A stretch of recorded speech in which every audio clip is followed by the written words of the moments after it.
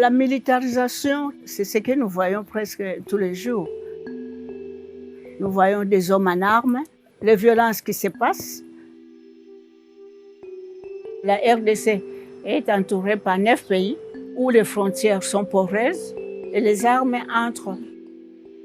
Le problème avec le militarisme dans notre pays, c'est la détention illégale des armes. Le conflit où on voit les rebelles et les forces négatives qui viennent avec des armes un peu de partout. Les ressources naturelles, où nous voyons beaucoup de multinationales qui viennent pour prendre ces ressources et qui sont accompagnés des hommes en armes. Les conséquences, ça signifie que depuis des décennies, la RDC n'arrive pas à avoir une paix durable. La RDC n'arrive pas à se développer comme il faut.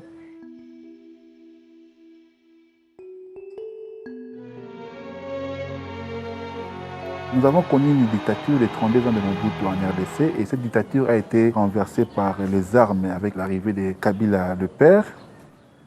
C'était une rébellion assez atypique parce que c'était des enfants qu'on avait donné des armes. C'est une génération qui a été armée. Donc, l'utilisation des enfants, c'est vraiment le premier élément de pouvoir banaliser l'arme.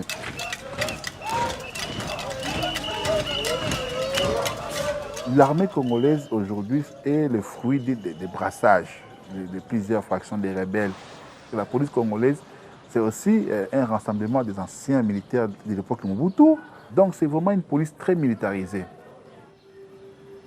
Sur la route, vous voyez les convois des autorités qui passent, il y a des armes qui sont là, qui passent. Vous êtes devant les supermarchés, il y a des armes qui sont là. Vous êtes devant un hôpital parce qu'il y a un policier, il y a une arme de guerre qui est là. Devant des stades, devant des endroits où vous ne pouvez même pas trouver l'arme. L'arme est devenue quelque chose de très banalisé dans la ville de Kinshasa, même en RDC.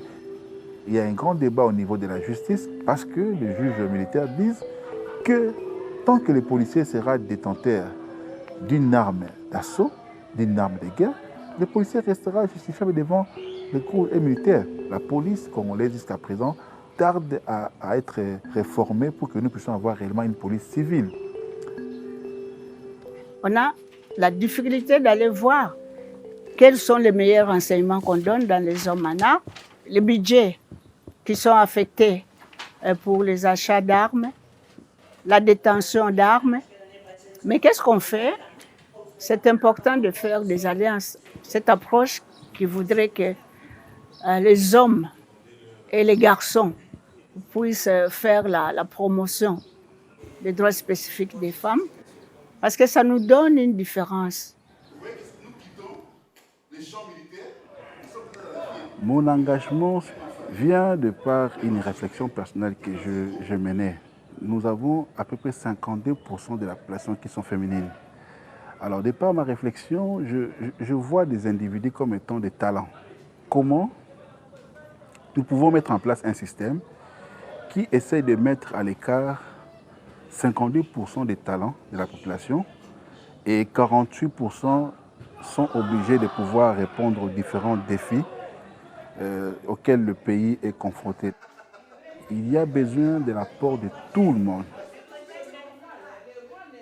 Vous comprenez, à l'époque, ce sont ces hommes qu'on considérait comme nos bourreaux. Mais quand vous voyez vos bourreaux qui commencent à venir plaider pour vos droits spécifiques, vous dites peut-être que l'approche sera bonne.